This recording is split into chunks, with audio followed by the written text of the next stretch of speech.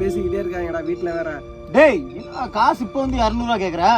சுத்தமா இந்த காசுலாம் இல்லடா, ரொம்ப டைட்ல இருக்கா. நீ வேற இப்ப வந்து காசு 200 ரூபா கூட அதை கூட கேட்டு உன்னாலுமே ஒவ்வொருத்தனா கேட்டுட்டு வரேன்டா. அப்புறம் பசங்க தான் சொன்னாங்க முடிவேல் வேற அங்க நிக்கிறான், நீ போயிட்டு காசு கேள்றா இருந்தா கூட கொடுப்பாங்க அப்படின்னு சொல்றானா. ஒரு 200 ரூபா இருந்தா கூட போயிட்டு மச்சான் கோச்சுக்காத, என்கிட்ட சுத்தமா காசு இல்ல கையில, ரொம்ப டைட்ல இருக்கு. நானே இப்ப தெரிஞ்சுக்க ப்ளீஸ்ரா ஒரு 200 ரூபா கொடுறா. டேய் என்ன சொன்னா புரிஞ்சுக்க மாட்டேன். என் ஃப்ரெண்டு கிட்ட கேட்டு பாக்குறேன். கேட்டு சொல்றேன். ஏய் சரிமா, காசு ஒரு 200 ரூபா இருந்தா கூட ரொம்ப கஷ்டத்துல இருக்கானா. யாருக்கு? தாவே ஏதோ சந்தைக்கு போகணுமா, அவன் குடும்ப சூழ்நிலை வந்து நம்மகிட்ட சொல்லிட்டு ஆக்குறேன். 200 ரூபா வேணுமா? 200 ரூபாயா? இருக்கு. கொடு. 0.00 இருக்கு. ஓகேவா? சேலரிலடா முறையில உனக்கே தெரியும் எங்கெங்க நாய் மாய்.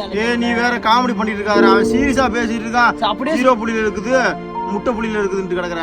சொல்லிடுவோம் ஃப்ரெண்டு கிட்ட, அப்புறம் என்ன பண்றது? சரி விடு, சொல்லிடுறேன், நானே சொல்லிடுறேன் அவன்கிட்ட. மச்சான் அவன்கிட்ட காசு இல்லையாண்டா, போச்சுக்காத.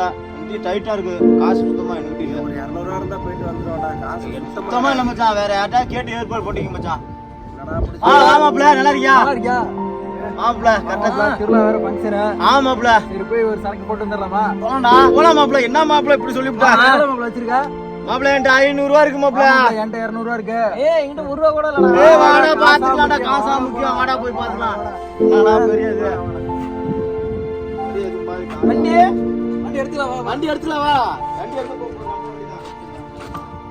நாசமா போவ. காசு சந்தைக்கு 200 ரூபா கொடுறான்னு கேட்டேன், தர முட்டுறானுங்க.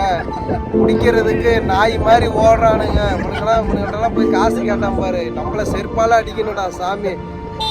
இனிமேல் இந்த எவனுக்கிட்ட இப்ப சாவகாசமே வச்சுக்க கூடாதுடா.